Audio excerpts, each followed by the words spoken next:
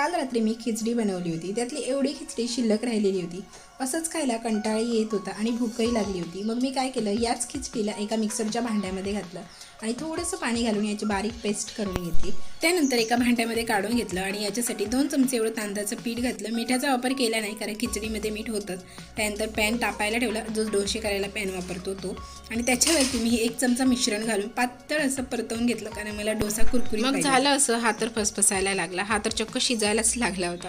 मग मी गॅस बंद करणारच होते, तेवढ्यात मी काय केलं, अजून थोडंसं मिश्रण घेतलं आणि याच्यावरती घातलं. म्हटलं ट्राय करून बघूया, झालं तर झालं. त्यानंतर बघू शकता याच्यावर अजून बॅटर घातल्यानंतर थोडासा चांगला रिझल्ट आला. याला मी पलटी करून घेतलं पण ते मोबाईलमध्ये शूटच झालं. अशा विचित्र प्रयोगाने आणि अशा विचित्र डोस्याने माझा वेळ मात्र भरपूर खाल्ला, पण बघू शकता तरी देखील हा खूप छान असा झाला होता. त्यानंतर मी एका डोश्यावरती समाधान मानून घेतलं. तात्पर्य एवढंच, खिचडीचा पुलावचा डोसा बनवायचा असेल तर बॅटर थोडंसं जास्त घालायचं.